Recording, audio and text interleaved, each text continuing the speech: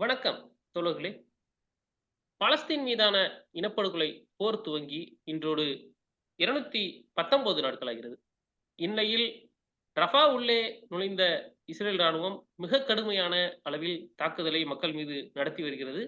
அதே அளவிற்கு பாலஸ்தீன் விடுதலை போராட்ட அமைப்புகளும் எதிர் தாக்குதலை நடத்தி வருகின்றனர். தற்போதைய சூழல் குறித்து நம்மிடையே பேசுவதற்கு தோழர் செந்தில் அவர்கள் இணைந்திருக்கிறார். அவருடன் பேசலாம். வணக்கம் செந்தில் தோழர். வணக்கம் தோழர். தோழர், இப்போ இருக்கக்கூடிய இந்த சூழ்நிலையில, இந்த ரஃபா உள்ள வந்து என்னன்னா, ரஃபால இருந்த மக்கள நீங்க வெளியேறி கான் யூனிஸ் போங்க அப்படின்னு சொன்னாங்க. ஏன்னா, அந்த ரஃபா குறிப்பிட்ட பகுதியிலே மட்டும் 1.4 மில்லியன் கிட்டத்தட்ட 14,00,000 மக்கள் இருக்காங்க அப்படின்னு சொன்னாங்க. கான் யூனிஸ் அவங்கள சொல்றாங்க. அப்புறம் என்ன பண்றாங்க, வடக்கு காசால இருந்த மக்கள வந்து அங்க இருந்து திருப்பி நீங்க கான் யூனிஸ் நோக்கி போங்க. ஏன்னா, வடக்குல நாங்க எல்லாத்தையும் போரெல்லாம் முடிச்சுட்டோம்னு சொன்னாங்க. அங்க மக்கள் திருப்பி போனாங்க. அங்க எல்லாம் ஜெயிச்சுட்டோம்னு சொன்னாங்க. ஆனா, திருப்பி அங்க இருந்து மக்கள திரும்ப வந்து இங்க வான்னு சொல்றாங்க. இப்ப மக்கள அலைக்கழிக்கிறதுக்கான காரணம் என்ன? இப்போ அவங்க அன்னைக்கு சொன்னதுக்கு, இன்னைக்கு சொன்னதுக்கு ஏன் இந்த வித்தியாசம்? முதல்ல என்ன சொன்னாங்க, நாங்க வந்து வடக்குல எல்லாம் கிளியர் ஆயிடுச்சு. வெறும் ரஃபா மட்டும் தான் பாக்கி இருக்கு. அது உள்ள போனோம்னா வெற்றின்னாங்க. இப்ப திரும்ப வந்து வடக்கு காசாலேருந்து திருப்பி தெற்கு நோக்கி மக்கள சொல்றாங்க? இல்ல அவங்களுடைய அவங்களுடைய வாதத்தையே எடுத்துப்போம். இப்ப அவங்களுடைய வாத பிரகாரம், அவங்க சொன்னது வந்து வடக்கு பகுதியில இருந்த ஹமாஸ வந்து அழிச்சுட்டோம். ரெசிஸ்டன்ஸ் அமைப்புகள அழிச்சுட்டோம்ன்னு தான் சொன்னாங்க. எஞ்சி இருக்கிறது ரஃபா கிராசிங்ல மக்களோட மக்களா சேர்ந்து 4 பெட்டாலியன் ஹமாஸோட 4 பெட்டாலியன் வந்து இங்க தான் இருக்கு. அத அடிச்சு முடிச்சுட்டோம்னாக்க, இந்த போர் வந்து முடிவுக்கு வந்துரும். முழுமையான வெற்றி அடைஞ்சிருவோம் அப்படின்னு தான் இஸ்ரேலுடைய பிரதமர் வந்து சொன்னாரு. அப்போ இப்ப ஏன் வந்து அப்புறம் ஆ, நீங்க வந்து பியட் ஹனூன்ல, ஜபாலியா கேம்ப்ல, காசா சிட்டில, ஜைத்தூன்ல அங்கெல்லாம் வந்து இப்ப ஏன் வந்து போர் நடக்குது? அதாவது இவங்க இவங்க வந்து ஏரியல் பாம்பிங் தான் பண்றாங்க. முழுமையான ஏரியல் பாம்பிங் பண்றாங்க. சின்ன சின்ன அளவுக்கு வந்து ஃபோர்ஸ்கள உள்ளுக்கு கொண்டு வராங்க. ஆனா எல்லா இடத்துலயும் வந்து ஆக்ஸஸ் ஆஃப் ரெசிஸ்டன்ஸுனுடைய அமைப்புகள் வந்து தொடர்ந்து வந்து தாக்குதல் வந்து எதிர்த்தாக்குதல் நடத்திட்டு தான் இருக்கிறாங்க. அப்படின்னா, இவங்க சொன்ன எதுவுமே உண்மை இல்லங்கிறது தெரியுது. இவங்களுடைய வெற்றின்னு சொல்லி பறைசாற்றிக்க முயற்சி பண்ண ஒட்டுமொத்த காசா ஸ்ட்ரிப்ல இருந்து அ அந்த போராட்ட அமைப்புகள நாங்க அழிச்சுட்டோம் அப்படின்னு சொன்னது முழுமையான பொய். இந்த ஒட்டுமொத்த சிவில் இன்ஃப்ராஸ்ட்ரக்சர அழிக்கிறதன் மூலமா, இந்த காசா அமைப்ப நாங்க அழிக்கிறோம். அதுதான் இதனுடைய பிரதான நோக்கம் அப்படின்னு இவங்க சொல்லிட்டு இருக்கிறதும் முழுமையான பொய். அப்பன்னா இவங்களுக்கு எந்த வகையிலயும் இந்த பல விஷயங்கள் இதுல வந்து தெளிவாகுது. ஒண்ணு இஸ்ரேலிய ஆர்மி ஒரு ரெசிஸ்டன்ஸ் அமைப்புகள்ட்ட காசால கடுமையான தோல்விகள சந்திச்சது அப்படிங்கிறது உண்மை. அதை எந்த வகையிலயும் மறைக்கிறதுக்கான வாய்ப்பே இல்லாம தான் இப்ப நடக்கிற சம்பவங்கள் உறுதிப்படுத்துது. முழுமையான தோல்வி அடைஞ்சிருக்கிறாங்க. எந்த வகையிலயும் ஆக்ஸஸ் ஆஃப் ரெசிஸ்டன்ஸ் உடைய அமைப்புகளுடைய கேடர்ஸ அழிச்சு ஒழிக்க முடியல. அவங்க இன்னும் இன்டாக்ட்டா இருக்கிறாங்க. தாக்குதல் நடத்துறாங்க. இத தான் நம்ம தொடர்ந்து சொல்றோம். ஒவ்வொரு காணொளி பேசும்போதும் ஆக்ஸஸ் ஆஃப் ரெசிஸ்டன்ஸ் இன்னமும் இன்டாக்ட்டா இருக்கு. ஹமாஸ் வீரர்கள் இன்னமும் இன்டாக்ட்டா இருக்கிறாங்க. தாக்குதல் நடத்துறாங்க அப்டின்னா, அப்ப மிலிட்டரி விங்கு அ இருக்கிற ஹமாஸ வந்து இவங்களால எதுவுமே பண்ண முடியல. இவங்க சொல்லிக்கிட்டு இருக்கிற எல்லாமே பொய்ங்கிறது உறுதியாகுது. கடுமையான உயிரிழப்புகள இஸ்ரேலிய ராணுவம் சந்திச்சுக்கிட்டு இருக்கு. அத வந்து கவுண்ட் வந்து ரொம்ப கம்மியா தான் குடுக்குறாங்க. அத மறைக்கிறாங்க. முழுமையாவே மறைக்கிறாங்க. இப்போ ஒரு தாக்குதல்ல 10 பேர் இறந்தாங்கன்னா, ஒருத்தர் இறந்தாரு, இல்ல ஒருத்தர் வந்து காயமடைஞ்சார் அப்படிங்கிற அளவுக்கு தான் வந்து இஸ்ரேலுடைய டேட்டா வந்து குடுக்குறாங்க. அத முழுமையா மறைக்கிறாங்க. அப்போ இதுவரைக்கும் எத்தனை இழப்புகள வந்து இஸ்ரேலிய ராணுவம் சந்திச்சிருக்கு? எவ்வளோ பேர வந்து இழந்திருக்கிறாங்க? என்னங்கிறதெல்லாம் நமக்கு இதுலேருந்தே புரிஞ்சுக்க முடியல. அவங்க சொல்றத விட பல மடங்கு அதிகமா இருக்குங்கிறது தான் உறுதியா தெரியுது. ஸோ, இப்படியெல்லாம் வந்து இருக்கிற இந்த சூழல்ல, இப்ப இவங்க வந்து அ இந்த ஒட்டுமொத்தமா வந்து சிவிலியன் இன்ஃப்ராஸ்ட்ரக்சர அழிச்சு, மக்கள் வாழக்கூடாதுங்கிறது தான் வந்து பிரதான நோக்கமா வச்சு இந்த போர நடத்துறாங்கங்கிறதும் தெளிவா தெரியுது. ஏன்னா, இப்ப இவ்வளோ நாள் நீங்க வந்து ஒட்டுமொத்த சிவில் இன்ஃப்ராஸ்ட்ரக்சர அழிச்சதுக்கு காரணம் என்ன சொன்னீங்கன்னா, அது கொலாட்ரல் டேமேஜ் போர்னால ஏற்படுற பாதிப்பு. அப்படின்னு தான் வந்து அவங்க சர்வதேச அரங்குல சொல்லிக்கிட்டு இருந்தாங்க. சிவிலியன் இன்ஃப்ராஸ்ட்ரக்சர அழிக்கக்கூடாதுங்கிறது தான் சர்வதேச விதி. மக்கள் குடியிருப்பு பகுதிகள அழிக்கக்கூடாது. மக்கள வந்து கொல்லக்கூடாது. முடிஞ்ச வரைக்கும் மக்கள் கேஷுவாலிட்டீஸ வந்து தவிர்க்கணும். ஈவன் தோ அங்க வந்து மிலிட்டரி படைப்பிரிவுகள் இருந்ததுன்னா கூட, அத சர்ஜிக்கலா ஸ்ட்ரைக் பண்ணணும். இல்ல முடியாத பட்சத்தில தான் வந்து நீங்க வந்து அ கேஷுவாலிட்டீஸ் வந்து இன்க்ளூடிங் சிவிலியன் டார்கெட்ல வந்து நீங்க பண்ணலாம். ஸோ இதுதான் வந்து சர்வதேச சட்ட விதிமுறை. ஆனா, இவங்க எந்த வகையிலயும் இந்த சர்வதேச சட்டங்கள மீறலங்கிறதையும் இதுல தெளிவுபடுத்துறாங்க. ஒ எந்த வகையிலயும் இந்த சர்வதேச சட்டங்கள மதிக்கலங்கிறதையும் இதுல தெளிவுபடுத்துறாங்க. என்னன்னா, இப்போ ஒட்டுமொத்த சிவில் இன்ஃப்ராஸ்ட்ரக்சர், சிவேஜ் சிஸ்டம், ஒட்டுமொத்த வாட்டர் பைப்ஸு, மின்சாரம், ஒட்டுமொத்த குடியிருப்பு பகுதிகள் எல்லாத்தையுமே அழிச்சு முடிச்சுட்டாங்க. இந்த ஹோல் காசாலயும் வந்து அழிச்சு முடிச்சிருக்காங்க. இப்போ எஞ்சி இருக்கிறது ரஃபால. ரஃபா மட்டும் தான் வந்து இப்ப இருக்கு. தங்கக்கூடிய அளவுக்கு வந்து ஒரு சிட்டியா இருக்கு. அதுலயும் இப்போ வந்து குண்டுகள போடுறாங்க. அவங்களுடைய இந்த வீடியோஸ்லாம் வந்திருக்கு. அவங்க வந்து அத பெருமையா எடுத்து TikTokல பரப்புறாங்க. Instagramல போடுறாங்க அந்த வீரர்கள். என்னன்னா, சும்மா வந்து போயி ஒரு டேங்க்க வந்து எடுத்துக்கிட்டு நம்ம கேம் விளையாடுற மாதிரி எடுத்துக்கிட்டு போயி சிவில் இன்ஃப்ராஸ்ட்ரக்சர நொறுக்குறதே வந்து திட்டமா வச்சு அவங்க செயல்படுறாங்க. அப்போ இது எல்லாமே என்னத்த சொல்லுதுன்னா, இவ்வளோ நாள் நம்ம சொல்லிக்கிட்டு இருந்தது எல்லாமே உண்மைங்கிறத வந்து சொல்லுது. இன்னொரு பக்கத்துல இவங்களுக்கு வேற எந்த திட்டமிடலும் கிடையாது. ஹமாஸ் அழிக்கணுங்கிறதெல்லாம் வந்து பிரதான நோக்கமா இவங்களுக்கு இல்ல. இவங்க என்ன நெனச்சு என்ன பண்றாங்கன்னா, இந்த மக்கள் இந்த பகுதியில குடியிருக்க கூடாது. அப்ப இந்த மக்கள வந்து இங்கேருந்து எக்ஸ்பெல் பண்ணணும், வெளியேத்தணும். வாழ்றதுக்கு தகுதி இல்லாத பகுதியா மாத்துறது மட்டும் தான் இவங்களுடைய திட்டமாவே இருந்திருக்கு. இந்த மக்கள வந்து இந்த பகுதியிலிருந்து வெளியேத்தணுங்கிறது அது போகாதவங்கள கொல்லணுங்கிறது தான் இவங்களுடைய திட்டமா இருந்திருக்கு. அதுதான் உங்களுடைய ஸ்டேட்டடான அ விஷயமாவும் இருந்திருக்கு. ஏன்னா, அவங்க ஆரம்பத்திலேருந்து இந்த போர் ஆரம்பிக்கும்போதே இருந்து சொன்னது என்னன்னா, காசால இருக்கிறவங்க மனிதர்கள் கிடையாது, மிருகங்கள். ஸோ, அதுக்கு தகுந்த மாதிரி தான் அவங்கள நம்ம ட்ரீட் பண்ணணும் அப்டின்னாங்க. அமலக் ரெஃபரன்ஸ் பைபிளிக்கல் ரெஃபரன்ஸ் வந்து எடுத்து அமலக்ங்கிற விஷயத்த பத்தி பேசினாரு. அமலக்கு அமலக் என்ன நமக்கு செஞ்சான் தெரியுமா? அத வந்து மனசுல வைங்க. அப்படின்னு சொல்லி நெத்தன்யாகு பேசினாரு. அது ஒரு இனப்படுகொலை வாதம். அமலக் கதைங்கிறதே வந்து இனப்படுகொலை பண்றதுக்கான ஒரு ஒ ஒரு இத தான் வந்து அவரு சொல்றாரு. அட்வைஸ தான் சொல்றாரு. இனப்படுகொலை பண்ணுங்கங்கிறது தான் அந்த கதையினுடைய பின்னணி. ஸோ அதத்தான் வந்து அவரு சொல்றாரு. ஸோ இப்படி பல்வேறு வகையில அவங்களுக்கு இந்த இனப்படுகொலை பண்ணணுங்கிறது தான் வந்து திட்டமா இருந்திருக்கு. ஹையர் அஃபிஷியல்ஸ்ல இருந்து கிரவுண்ட் லெவல் வரைக்கும், வீரர்கள் வரைக்கும் அததான் வந்து திட்டமா வச்சு செயல்படுத்தியிருக்காங்க.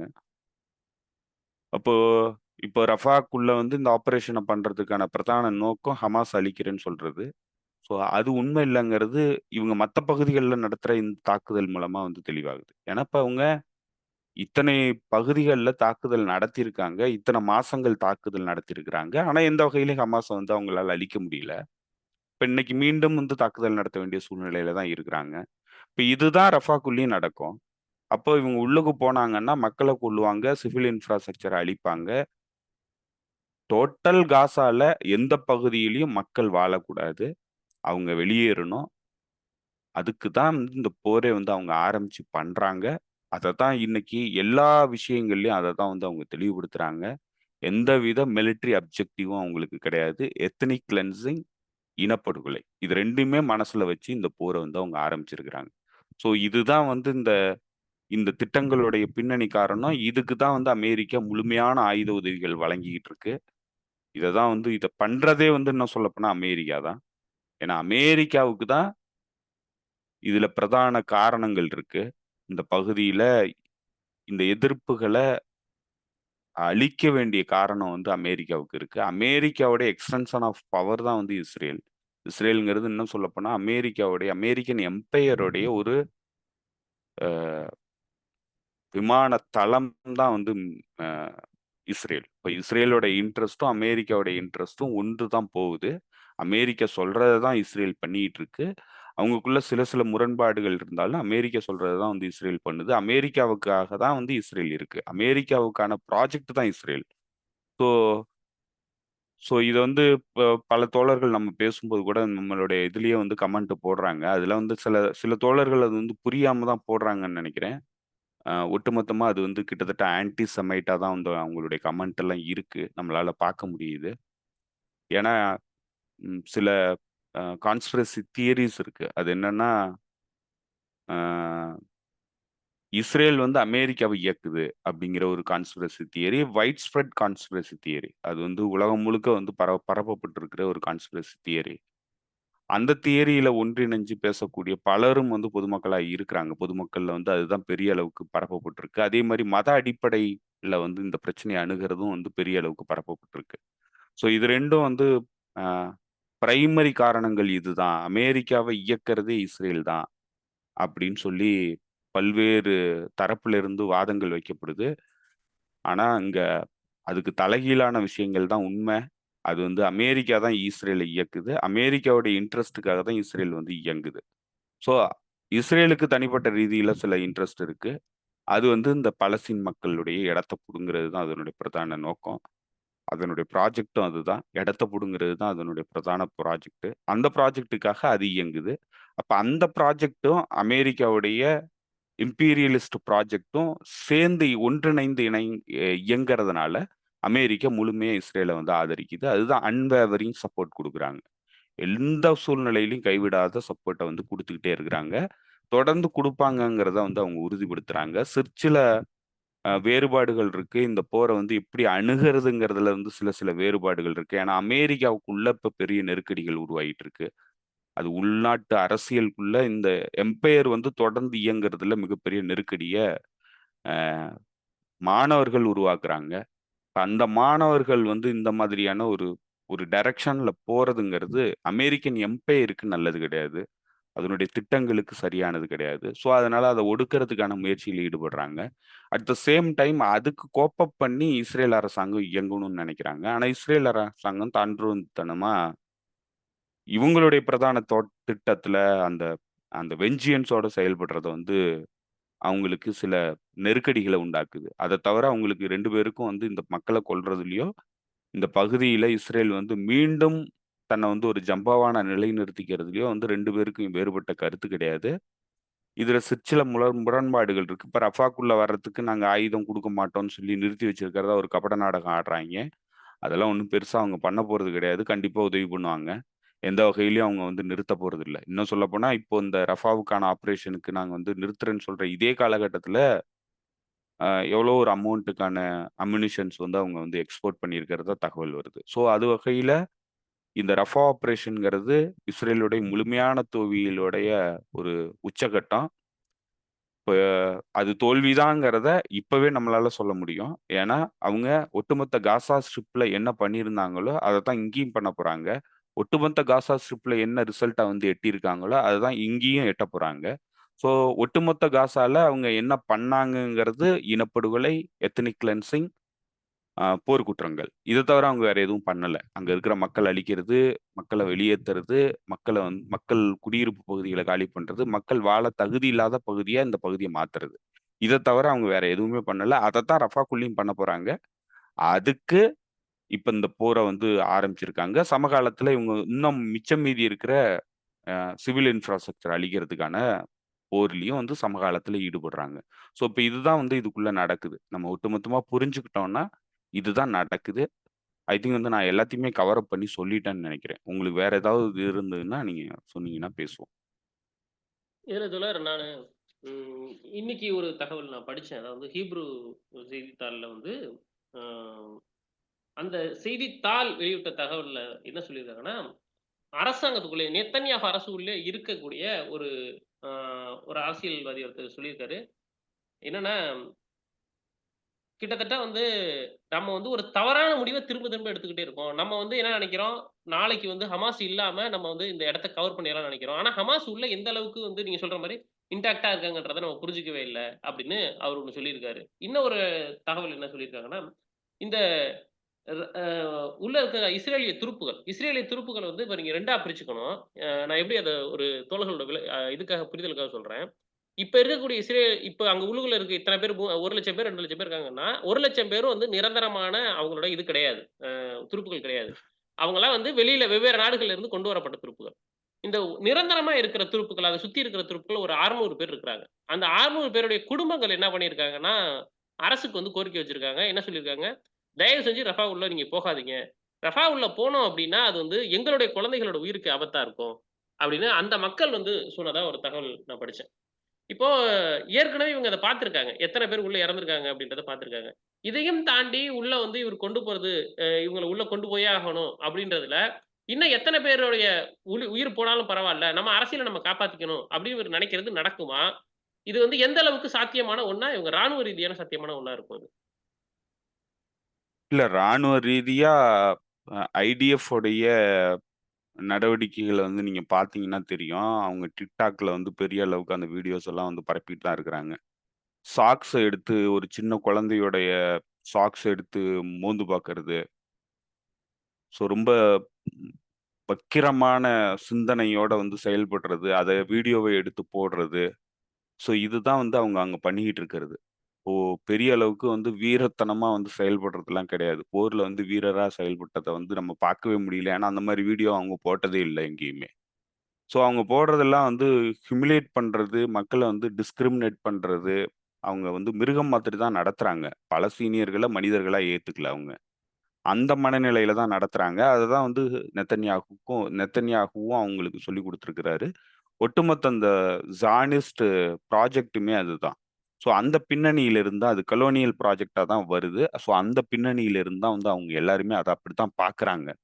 இப்ப நீங்க சொன்ன மாதிரி, இதுல பெரும்பாலும் வந்து ரிசர்விஸ்ட் தான் வந்து இருக்கிறாங்க. இப்ப ரிசர்விஸ்ட்ன்னு சொன்னாக்க, அவங்கலாம் வந்து வெவ்வேறு பணிகள்ல குடிமை பணிகள்ல ஈடுபடுறவங்க, இல்ல தனியார் துறையில வந்து வேலை பார்க்கிறவங்க. அந்த வயசுக்குட்பட்டவர்கள வந்து ராணுவத்துக்காக கட்டாயமா வந்து பணிபுரியணும் அப்படிங்கிற சட்டத்துல வந்து வச்சிருக்கிறாங்க. ஸோ, இப்போ போர் ஆரம்பிச்சதுனால அவங்களலாம் வந்து கொண்டு வந்து அ போர் பயிற்சி குடுத்து நிறுத்தியிருக்காங்க. ஸோ, இப்ப அவங்க தான் வந்து இந்த ரிசர்விஸ்ட். அதுல பலரும் வந்து 2 குடியுரிமை வச்சிருக்கிறவங்களும் இருக்கிறாங்க. ஏன்னா பல்வேறு நாடுகள் ஒட்டுமொத்த இந்த ப்ராஜெக்ட்டுமே இது வந்து வெளியில இருந்து வந்து செட்டில் ஆன ப்ராஜெக்ட் தான். இதுல கொஞ்சம் அ அரபுலக தேசங்கள்ல இருந்த ஜூவிஷ் மக்களும் இதுல இருக்காங்க. யூதர்களும் இருக்கிறாங்க. ஆனா அவங்கலாம் ரொம்ப மைனாரிட்டி. அவங்கலாம் வந்து பெரிய அளவுக்கு இன்ஃப்ளூயன்ஸ் பண்ணக்கூடியவர்கள் கிடையாது. அவங்கலாம் வந்து பொலிட்டிக்கல் அ எலைட் செக்ஷன் கிடையாது. இந்த பொலிட்டிக்கல் எலைட் செக்ஷன் ஃபுல்லாவே வந்து எங்கிருந்து வந்ததுன்னா ஐரோப்பிய ஒன்றிய நாடுகள்ல இருந்தும், அமெரிக்காவுல இருந்தும் வந்தது தான்.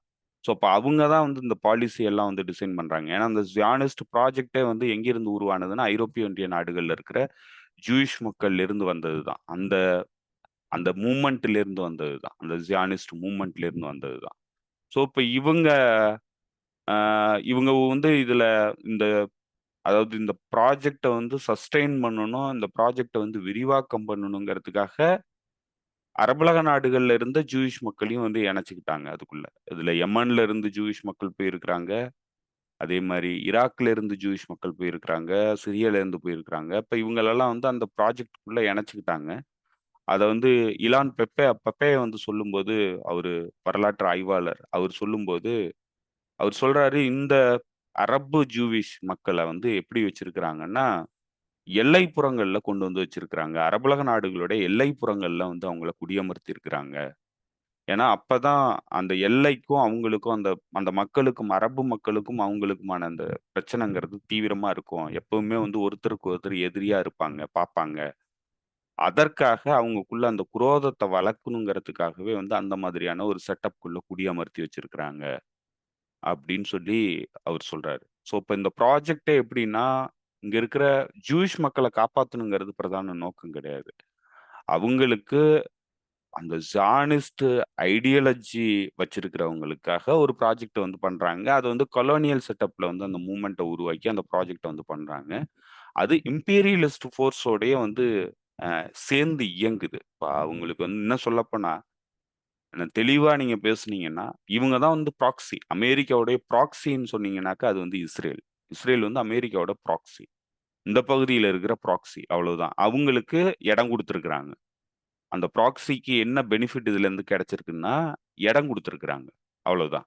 அத தவிர வந்து இந்த ப்ராக்ஸிக்கு ஒண்ணும் பெருசா கிடையாது. நீங்க இன்னும் அ இந்த ரஃபா ஆப்பரேஷனுக்கு அமெரிக்கா வந்து ஆயுத உதவிகள வந்து நிறுத்துதுன்னு சொன்ன உடனே பதர்றாங்க இஸ்ரேல்ல இருக்கிறவங்க. ஏன்னா, இவங்க போடுற எல்லா குண்டு, எல்லா தொழில்நுட்பம், எல்லா அ விமானங்கள் எல்லாமே அமெரிக்கா குடுக்கறது. அமெரிக்கா குடுக்கறத நிறுத்துனுச்சுன்னா, ஒரு நாள் கூட இந்த பகுதியில இருக்கிற ராணுவங்கள் கூடயோ, இல்ல இங்க இருக்கிற அமைப்புகள் கூடயோ சண்டை போடுறதுக்கு இவங்கள்ட்ட எதுவுமே கிடையாது. அதுதான் வந்து இஸ்ரேல். உண்மையான இஸ்ரேல்ங்கிறது அதுதான். இது வந்து எப்படின்னா, வெளியிலிருந்து குடுத்து, இத வந்து ஊதி பூதாகரமா பெருசாக்கி, இந்த பகுதியில நிறுத்தி வச்சிருக்கிறாங்க. இது யாருக்காக இயங்குதுன்னா, அந்த அமெரிக்கன் அ எம்பையரோட இன்ட்ரெஸ்ட்டுக்காக, இம்பீரியலிஸ்ட் மேற்குலக நாடுகளோட இம்பீரியலிஸ்ட் பாலிசிக்காக இருக்கிற ஒரு நாடு அவ்வளோதான். ஸோ, இப்ப இந்த பின்னணியில தான் வந்து இந்த நாடு வந்து கட்டமைக்கப்பட்டிருக்கு. ஸோ, இதுல இருக்கிற எல்லாருமே வெளியிலிருந்து வந்தவங்க தான். யாருமே இந்த பகுதிக்கு பூர்வ குடிகள் கிடையாது. இந்த பகுதியில இருக்கணும்னு விரும்புறவங்களும் கிடையாது. இப்ப இதெல்லாம் வந்து இந்த சலுகைகள்லாம் கிடைக்குது. ஓ ஒரு காலனியல் ப்ராஜெக்ட்டுக்குள்ள நம்ம வந்து இயங்குறோம். நம்மள யாரும் இந்த பகுதியில அடிக்க முடியாது. நம்ம பலமான ராணுவ உதவிகள் இருக்கு. ஆயுத உதவிகள் இருக்கு. அமெரிக்கா இருக்கு. அமெரிக்காவுடைய 5த் ஃப்ளீட் இந்த பகுதியில இருக்கு. அமெரிக்காவ அடிக்கிறதுக்கு இந்த உலகத்துல யாருமே கிடையாது. மேற்குலக நாடுகள அழிக்கிறதுக்கு இந்த உலகத்துல யாருமே கிடையாது.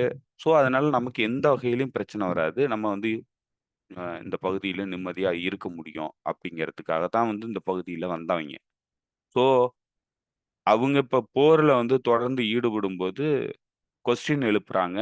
இது ஏன் வந்து நம்ம இப்படி இருக்கணும்? இது ஏன்னா நம்ம வந்து இப்படி வந்து இருந்து நம்ம இந்த பகுதியில இருக்கணுன்ற அவசியம் என்ன இருக்கு? அப்படிங்கிற இடத்த நோக்கி அவங்க நகர்றாங்க. அதுதான் இந்த இந்த மக்களுடைய வெளிப்பாடு.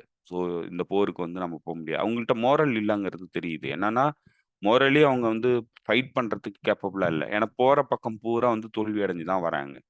ஸோ அதனால வந்து பெரிய உயிரிழப்புகள சந்திக்கிறாங்க. ஸோ அதனால வந்து தொடர்ந்து வந்து இந்த பகுதியில இந்த மறைச்சுக்கிட்டு இருந்தாலும், அரசு மறைச்சுக்கிட்டு இருந்தாலும் இந்த இந்த வீரர்களுக்கு என்ன நடக்குதுங்கிறது அந்த குடும்பங்களுக்கு தெரியும். அதனால அந்த குடும்பங்கள் வந்து அ இது பண்றாங்க. ஸோ இதுதான் ஒட்டுமொத்த இந்த இந்த ஜியானிஸ்ட் ப்ராஜெக்ட்ல இருக்கிற சிக்கலும் அதுதான். ஏன்னா, இப்ப இந்த ஒட்டுமொத்த ப்ராஜெக்ட்ல என்ன ப்ராப்ளம் வருதுன்னா, ஆ என்னதான் வந்து அமெரிக்கா, மேற்குலக நாடுகள் உதவி பண்ணாலும், ராணுவ ரீதியான வெற்றி அடைய முடியாத சூழ்நிலையில தள்ளப்படுறதுங்கிறது மிகப்பெரிய சிக்கல். ஸோ அததான் வந்து அவங்க இன்னைக்கு இந்த மக்களும் வந்து உணர்றாங்க. இப்படி வந்து நம்மளால அந்த ப்ராஜெக்ட்ட வந்து ரன் பண்ண முடியுமா? அப்படிங்கிற இடத்த நோக்கி அவங்களுடைய சிந்தனைகள் போக ஆரம்பிக்குது. ஸோ அதனுடைய வெளிப்பாடுகள் தான் இப்ப நடக்கிறது எல்லாமே. ஸோ அப்ப அந்த அந்த இடத்துலேருந்து இத பார்த்தோம்னாக்க, அதுல என்ன பிரச்சனைகள் இருக்கு? ஏன் வந்து அந்த மக்கள் இப்படிலாம் வந்து உணர்றாங்க? என்னதான் அங்க நடக்குதுங்கிறத நம்மளால முழுமையா புரிஞ்சுக்க முடியும். இதோடைய தொடர்ச்சியாவே நான் ஒரு கேள்வி கேட்கணும்னு நினைக்கிறேன். என்னன்னா, ஒரு தகவல் நம்ம அந்த இதுல வீக்லி ரிப்போர்ட்ல கூட பேசியிருப்போம். என்னன்னா, அம் வடக்கு இஸ்ரேல்ல இருந்த அந்த பகுதியில இருந்த அந்த ஊர் தலைவர்கள், அந்த சின்ன சின்ன டவுன் அந்த தலைவர்கள்லாம் சேர்ந்து வந்து நெத்தனியாவுக்கு ஒரு தகவல் அனுப்பியிருக்காங்க. எங்க மேல வந்து ஹெஸ்புல்லா தொடர்ந்து தாக்குதல் நடத்துது. நீங்க வந்து சுத்தமா எங்கள கண்டுக்கவே மாட்டேங்கிறீங்க. எங்க உயிருக்கே ஆபத்து. நாங்க வந்து உங்க நாடு இல்ல. இனிமே வந்து நாங்க இஸ்ரேல்ன்ற நாடு இல்ல. நாங்க தனியா பிரிஞ்சு போய்க்கிறோம் அப்படின்னு சொல்றாங்க. இது உண்மையிலேயே வந்த வார்த்தைகளா? இல்ல வந்து சும்மா நாடகம் போட்டு தன்ன வந்து காப்பாத்திக்கணும் அப்படின்னு தன்னைய வந்து ஹைலைட் பண்றதுக்காக நடந்ததா இருக்கும்னு நினைக்கிறீங்களா? இப்ப நீங்க இந்த இந்த செட்டில்மென்ட் ப்ராஜெக்ட் இலான் பெப்பே சொன்னது வந்து நீங்க பார்த்தீங்கன்னா, வரலாற்று ஆய்வாளர் இலான் பெப்பே சொன்னத பார்த்தீங்கன்னா, உங்களுக்கு புரியும். ஏன் வந்து இந்த டெஸ்பரேஷன் வந்து வருது அப்டின்ட்டு. வடக்கு எல்லை பகுதியில லெபனான் ஓரத்துல இருக்கிறது யாரா இருப்பாங்க? செட்டில்மென்ட் யாரா இருப்பாங்கன்னா, ஐரோப்பியன் ஜூஸ் கிடையாது அவங்க. அவங்க எல்லாருமே அரபியன் ஜூஸ். அரபு நாடுகள்ல இருந்து கொண்டு வரப்பட்ட ஜூவிஷ் மக்கள் தான் அந்த பகுதியில நிலைநிறுத்தப்பட்டிருக்காங்க. அவங்களுக்கு வேற வழி கிடையாது. ஏன்னா, இந்த பொலிட்டிக்கல் எலைட் செக்ஷன் அவங்களுக்காக இல்லங்கிறது அவங்களுக்கு புரியுது. ஏன்னா, அவங்கள கைவிட்டுர்றாங்க அப்படிங்கிறத அவங்க தெளிவா புரிஞ்சுக்கிட்டாங்க. ஏன்னா, இப்போ வடக்கு பகுதிகள்ல தாக்குதல் நடந்துகிட்டே இருக்கு. அதுக்காக எந்த ஒரு இவங்களுடைய இந்த ஜெனோசைடல் போர வந்து நிறுத்துறதுக்கு அவங்க தயாரா இல்ல. ஜெனோசைடல் போர தொடர்ந்து கன்டின்யூ பண்றாங்க. எந்த வகையிலயும் வந்து அது அ ஹெஸ்புல்லாவ பிரிவென்ட் பண்ணாதுங்கிறது தெரியும். இப்ப ஹெஸ்புல்லாவுடைய தாக்குதல்ங்கிறது எதனால அக்டோபர் 8ஆம் தேதியிலிருந்து தான் ஆரம்பிச்சது. அக்டோபர் 7ஆம் தேதியிலிருந்து இவங்க வந்து இந்த தாக்குதல் நடத்தி, இதுக்கு எதிர் தாக்குதல் வந்து இஸ்ரேல் வந்து வான்வெளி தாக்குதல் ஆரம்பிச்சதுக்கு அப்புறம் தான் வந்து ஹெஸ்புல்லாவுடைய தாக்குதல் வந்து ஆரம்பிச்சது. இப்பவும் அவங்க என்ன டிமாண்ட் வைக்கிறாங்கன்னா, காசால போர் நின்னுச்சுன்னா, அடுத்த நிமிடம் எங்களுடைய தாக்குதல் வந்து நின்றும் அப்படிங்கிறது தான் அவங்க வைக்கிறது. அப்போ காசா போர நிறுத்துனா, வடக்குல இருக்கிற இந்த செட்டிலர்ஸ வந்து அவங்களால காப்பாத்த முடியும். ஆனா நான் சொன்ன மாதிரி, அந்த இன்இக்வாலிட்டிங்கிறது, அந்த டிஸ்கிரிமினேஷன்ங்கிறது ஜூயிஷ் மக்களுக்குள்ளேயே வந்து வச்சிருக்கிறாங்க. இந்த செட்டில்மெண்ட் வடக்கு பகுதியில இருக்கிற செட்டில்மெண்ட்ல பெரும்பாலும் வாழக்கூடியவர்கள் அரபு நாடுகள்ல இருந்து கொண்டு வரப்பட்ட ஜூயிஷ் மக்கள். ஸோ இப்ப அவங்களுக்காக இந்த ப்ராஜெக்டே கிடையாது. இது கொலோனியல் ப்ராஜெக்ட். இது அமெரிக்காவுடைய ஏகாதிபத்தியத்திற்காகவும், மேற்குலக நாடுகளுடைய ஏகாதிபத்திய நலனுக்காகவும் உருவாக்கப்பட்ட ப்ராஜெக்ட். இப்ப இந்த பொலிட்டிக்கல் எலைட் செக்ஷன் எல்லாமே அந்த நலனை பேஸ் பண்ணி இயங்குற ஆஹ், நபர்கள் தான். ஸோ இப்போ அவங்களுக்கு இந்த மக்கள் பாதிக்கப்படுறதுல எந்த வகையிலையும் வந்து கவலை கிடையாது. ஸோ அதுதான் இப்ப வெளிப்படுது. அதனுடைய வெளிப்பாடு தான் வந்து அப்ப அவங்க கேட்கறது. அதெல்லாம் வந்து நடக்க போறதும் இல்லை. ஏன்னா இந்த ப்ராஜெக்டே வந்து ஆக்குபைட் பண்ண ஒரு ப்ராஜெக்ட். ஸோ அதுக்குள்ள இன்னொரு நாட்டை நான் வந்து கேட்டேங்கிறது ஆஹ், இது ஒட்டுமொத்தமாவே வந்து இந்த இந்த இந்த நாடு வந்து பலஸ்தீன். இது எல்லாத்தையும் சேர்த்து பாலஸ்தீன்ங்கிற ஒரு நாடா தான் வந்து அங்கீகரிக்க முடியும். இது வந்து ஒரு அப்பத்தைட் ரெஜிம் தான். இடைக்கால ஒரு அரசாங்கமா தான் இயங்கிட்டு இருக்கு, கலோனியல் அரசாங்கமா. இப்போ சவுத் ஆப்பிரிக்காவுக்கு என்ன நிலை ஏற்பட்டுச்சோ அல்டிமேட்டா அதுதான் வந்து இந்த நாட்டுக்கும் ஏற்பட வேண்டியது. இப்ப இது வந்து ஒட்டுமொத்தமா பலஸ்தீன். இங்க வந்து இப்போ செட்டில் ஆனவங்கள நம்ம வெளியே எழுப்ப முடியாது. ஏன்னா மனிதாபிமான அடிப்படையில, மனித ஆஹ், உரிமை சட்டங்கள் அடிப்படையில செட்டில் ஆன மக்களை இப்ப நீங்க எங்க கொண்டு போய் தள்ளுவீங்க? ஸோ தள்ள முடியாது. ஸோ அதனால அவங்களையும் ஏத்துக்கிட்டு ஒரு டெமோக்ராட்டிக் சொசைட்டியா இந்த ஒட்டுமொத்த பாலஸ்தீன்ங்கிறது ஒரே நாடா இயங்கணும். இந்த ஜியானிஸ்ட் எலைட் செக்ஷன் இங்க இருந்து வெளியேறணும். அதை தவிர இங்க வேற வழி இல்லை. அதுதான் அல்டிமேட் தீர்வாகவும் இதுக்கு இருக்கும். அது வரைக்கும் இந்த பகுதிக்கும் வந்து இந்த தீர்வும் கிடையாது. ஸோ அதுக்குள்ள இருந்துகிட்டு செட்டில்மெண்ட்குள்ள இன்னொரு செட்டில்மெண்ட் தனி நாடுங்கிறதெல்லாம் வந்து அவங்களுடைய டெஸ்பரேஷனை தான் அது காட்டுது. அவங்க வந்து கைவிடப்பட்டிருக்காங்க நெத்தன்யாகு அரசாங்கத்தால, ஒட்டுமொத்த எலைட் செக்ஷனால கைவிடப்பட்டிருக்காங்க. ஓகே, ஓகே தோழர். புரியுது. பார்க்கலாம். அடுத்த நிகழ்வுகள் எப்படி நடக்குதுன்னு பார்ப்போம். இதுல வந்து இன்னும் ஒரு இது நீங்க சவுத் ஆப்பிரிக்கான்னு சொன்னோனே எனக்கு ஞாபகம் வந்துச்சு. அடுத்து வந்து இன்னும் ஓரிரு நாள்ல வந்து சவுத் ஆப்பிரிக்கா திரும்ப மீண்டும் ஒரு மனுவ வந்து அ சர சர்வதேச நீதிமன்றத்துல சமர்ப்பிச்சிருக்கு. இந்த போர உடனே நிப்பாட்டணும். அந்த காசா இதாவது முக்கியமா வந்து இந்த ரஃபா உள்ள இவங்க போறத வந்து தடுக்கணும். அத நிப்பாட்டணும்னு. அதுக்கும் வந்து உள்ளுக்குள்ள விவாதங்கள் கிளம்பியிருக்கு இஸ்ரேல் உள்ளயும். அது என்ன நடக்கும் அப்படின்னு சொல்லிட்டு. பார்க்கலாம் எப்படி போகுது அப்படின்ட்டு. நீங்க வேற ஏதாவது சொல்ல வேண்டியிருக்கா தோழர்களுக்கு? வேற இல்ல, வேற எதுவும் இல்ல தோழர். தோழர்கள் கொஞ்சம் கமெண்ட் பண்றவங்க கொஞ்சம் ஆஹ், ஏன்னா இதுல சில ஆஹ், அந்த வேறுபாடுகளை புரியாம கமெண்ட் பண்றாங்க. அது வந்து நம்ம வந்து டிஸ்கிரிமினேட்டரி கமெண்டா போயிடக்கூடாது. இப்போ எப்படி வந்து இஸ்லாமோஃபோபியோ வந்து தவறானதோ, அந்த டிஸ்கிரிமினேஷனை வந்து நம்ம அலோவ் பண்ண முடியாது. அதே மாதிரி தான் வந்து ஜூவிஷ் அந்த ஆன்டி செமிட்டிசம்ங்கிறதும். ஸோ அதனால தோழர்கள் வந்து கமெண்ட் பண்றவங்க, இது எல்லா ஜூயிஷ் மக்களும் சேர்ந்தது கிடையாது. ஜூயிஷ் மக்கள் எல்லாருமே சேர்ந்து பாலஸ்தீனியர்களை கொல்றதுக்காக வரல. இதுல ஜூயிஷ் மக்கள்ல இருக்கிற ஒரு பொலிட்டிக்கல் எலைட் செக்ஷன் அமெரிக்கா, மேற்குலக நாடுகளுடைய காலனிய ஏகாதிபத்திய நலனுக்காக இந்த பகுதியில வந்து குடியிருப்ப வச்சுக்கிட்டு அவங்க வந்து இந்த பகுதியில இருக்கிறவங்கள அழிக்கிறாங்க. அதுக்கு அமெரிக்கா முழுமையான உதவி பண்ணுது. ஏன்னா அமெரிக்காவுக்காகவும் மேற்குலக நாடுகளுக்காகவும் தான் இந்த நாடே வந்து இந்த செட்டில்மெண்ட் இங்க உருவானுச்சு. அவங்களுடைய இன்ட்ரெஸ்ட்டுக்காக இருக்கிற வரைக்கும் தான் இந்த நாடு இங்க இருக்கும். அவங்க இன்ட்ரெஸ்ட்டை மீறி இந்த நாடு போகவே முடியாது. ஸோ இன்னும் சொல்லப்போனா இஸ்ரேல்ல இருக்கிற மக்கள் வந்து ஜூயிஷ் மக்கள் வந்து ஆஹ், கிட்டத்தட்ட இப்ப நீங்க வந்து ஆஹ், யுக்ரைன்ல வந்து யுக்ரைனியர்கள் எப்படி வந்து முன்களத்துல கொண்டு போய் நிறுத்தப்படுறாங்களோ அதே மாதிரி தான் வந்து அமெரிக்காவுடைய இம்பீரியலிஸ்டை எக்ஸசைஸ் பண்றதுக்கு ஜூயிஷ் மக்களை முன்னாடி நிறுத்தி இருக்கிறாங்க. அப்படிதான் நம்ம பார்க்க வேண்டியிருக்கு. இந்த ஜூயிஷ் மக்கள் வந்து பலமானவர்களா இருக்கலாம், ஆயுத உதவிகள் அவங்களுக்கு கிடைக்கலாம். ஆனா இன்னைக்கு சர்வதேச அரங்குல ஜூயிஷ் மக்கள்னா அவ்வளோ ஒரு கெட்ட பேரை வந்து இந்த இஸ்ரேல் அரசாங்கம் உருவாக்கிக்கிட்டு இருக்கு.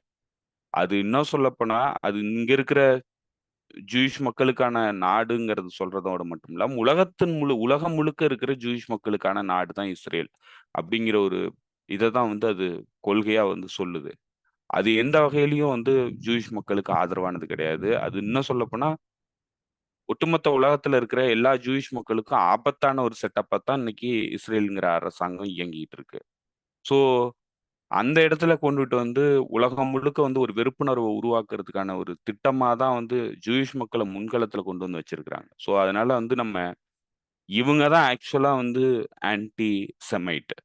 இப்ப அமெரிக்காவுல இருக்கிற ஏகாதிபத்திய சக்திகளும், அந்த எலைட் செக்ஷனும் தான் ஆக்சுவலா ஆன்டி செமைட். ஆனா நம்மள ஆன்டி செமைட்டுங்கிறாங்க. ஜூயிஷ் மக்கள் தான் இப்ப இன்னைக்கு பெரும்பாலும் ஜூயிஷ் மாணவர்கள் அமைப்புகள் தான் வந்து அமெரிக்கா முழுக்க போராட்டங்கள் நடத்துது. இன்னும் சொல்லப்போனா உலகம் முழுக்க நடக்கிற காலேஜ் கேம்பஸஸ்ல நடக்கிற போராட்டங்கள்ல பெருமளவுக்கு இயங்குறது வந்து ஜூயிஷ் மக்கள். ஜூயிஷ் மக்களுடைய அந்த ஸ்டூடண்ட்ஸ் அமைப்புகள் தான். ஸோ அதனால ஜூயிஷ் மக்கள் அவங்களையே இந்த ப்ராஜெக்ட்ல இருந்து தங்களை வந்து வேறுபடுத்திக்கணுங்கிற ஒரு இடத்த நோக்கி போறாங்க. ஏன்னா அது ஒரு மோரல் ஆப்ளிகேஷனா இருக்கு. அவங்கள வந்து நம்மளையும் ஒரு குற்றவாளி இதுல கொண்டு வந்து வச்சிருவாங்க. குற்ற உணர்ச்சியோட ஃபீல் பண்ண வச்சிருவாங்க. அப்படிங்கிற இடத்த நோக்கி அவங்க நகர்றாங்க. அதுக்கு தான் வந்து இந்த எதிர்ப்ப வந்து அ ஏன்னா ஒரு சமூகமே குற்றவாளி சமூகமா வந்து மாற்றப்படுறதுக்கு முன்னாடி அந்த சமூகம் வந்து அதுக்கு எதிரா நின்னாகணும். ஸோ அந்த இடத்துல தான் இந்த ஜூயிஷ் சமூகம் வந்து நிக்கிது. அதனால வந்து நீங்க ஜூவிஷ் சில கமெண்ட்ஸ் எல்லாம் பார்த்தேன். இந்த அரபுலக நாடுகள் வந்து ஜூவிஷ்களோட அடிமை, யூதர்களோட அடிமைங்கிற அளவுக்குலாம் வந்து கமெண்ட் பண்ணியிருந்தாங்க. யூதர்களுக்கு அடிமை கிடையாது. அவங்க இம்பீரியலிஸ்ட்க்கு அடிமை. அவங்க வந்து அமெரிக்கன் அடிமை. அதனால இங்க இருக்கிற ஜியானிஸ்ட்டுகளுக்கும் அடிமையா இருக்கிறாங்க. ஸோ அவ்வளவுதானே தவிர, ஒட்டுமொத்த ஜூயிஸ் மக்களையும் இதுக்குள்ள கொண்டு வந்து நம்ம இணைக்கிறதுங்கிறது சரியான இது கிடையாது. அத நம்ம ப்ரமோட் பண்ணவும் கூடாது. அது த நாங்க வந்து கண்டிப்பா ப்ரமோட் பண்ண மாட்டோம். அந்த மாதிரியான ஒரு கருத்துக்கள. ஸோ, அதனால அத இப்பவே தெளிவுபடுத்துறது சரியா இருக்கும்னு நெனைக்கிறேன். ஏன்னா, நம்ம தொடர்ந்து அந்த மாரி அத நம்ம அனுமதிக்க முடியாது. அந்த மாதிரியான டிஸ்கிரிமினேட்டரி கமெண்ட்ஸ் வந்து அனுமதிக்க முடியாது. எந்த இனக்குழுவும் சரி, அ எந்த அடையாளத்தில் வந்தாலும் சரி, அந்த ஒட்டுமொத்த மக்களையும் நம்ம வந்து அப்படி பார்க்க முடியாது. அப்படி பார்க்கறது சரியான அணுகுமுறை கிடையாது. இது எல்லாத்துக்குமே மெட்டீரியல் பேக்கிரவுண்ட் இருக்கு. மெட்டீரியல் இன்ட்ரெஸ்ட்ல தான் இது எல்லாமே நடக்குது. பொருளாதார நலன் சார்ந்து தான் எல்லா அரசியலுமே இயங்குது. இதுல வந்து மதம், இல்ல அ நம்ம கடவுள் இதெல்லாம் வந்து அ இதுக்கு பயன்படுத்தப்படுற டூல்களே தவிர, இத பிரதானமா வச்சு எதுவும் இயங்குறதில்ல. ஸோ அது தோழர்கள் புரிஞ்சுக்கணும்னு நெனைக்கிறோம். ஸோ அததான் வந்து சொல்லணும்னு நெனைச்சேன் தோழர். ஓகே, ஓகே தோழர். சரியான விஷயம் தான். சரியான நேரத்துல இப்ப தான் சொல்ல சொல்ல வேண்டிய சரியான டயத்துல தான் சொல்லியிருக்கோம். ஏன்னா வந்து நம்ம ஒரு ஒரு ஒரு ஒரு ஒரு வழியான ஒரு முடிவ நோக்கி நகர்ந்து போயிட்டு இருக்கிறோம். ஸோ இந்த நேரத்துல இத சொல்றது சரியா இருக்கும்னு தான் நினைக்கிறேன். சொன்னதுக்கு ரொம்ப மகிழ்ச்சியான விஷயத்த சொன்னது. ஸோ தோழர்கள் வந்து அத அண்டர்ஸ்டாண்ட் பண்ணிக்கணும். நம்ம வந்து பேசுறது முழுக்க முழுக்க புவிசார் அரசியல் தான். ஸோ அத முன்னிட்டு மட்டும் தான் பேசுறோம். நம்ம ஏற்கனவே சொல்லியிருப்போம். வேற யாராவது இதே போல வேற ஒரு மதத்த சார்ந்தவங்க இன்னொரு மதத்த சார்ந்தவங்கள தாக்குனா, நம்ம வந்து அந்த தாக்கப்படுறவங்க கூட தான் நிப்போம். வேற ஒரு சமூகத்த சார்ந்தவங்க, இன்னொரு சமூகத்த சார்ந்தவங்கன்னா, அது யாரா இருந்தாலும் அது சின்னதோ, பெருசோ அ பாதிக்கப்படுறவங்க கூட தான் நிக்கணும். அதுதான் நம்ம தொடர்ந்து செய்வோம். அதுதான் உலக நீதியும் கூட. அ உங்க நேரத்துக்கு மிக்க நன்றி தோழர். நன்றி தோழர். தோழர்களுக்கும் நன்றி. மிக்க நன்றி தோழர்களே. நம்ம இத வந்து அ நம்ம பேஜ் வந்து டெலிகிராம் ஃபாலோ பண்ணுங்க. அதேபோல Instagramலும் இருக்கு. அந்த 2 லிங்க்கும் நான் தர்றேன். ஃபாலோ பண்ணுங்க. தகவல் ஏதாவது அங்க ஷேர் பண்ணணும்னா, அங்க வந்து சொல்லுங்க. பேசலாம். மீண்டும் சந்திப்போம். நன்றி. வணக்கம்.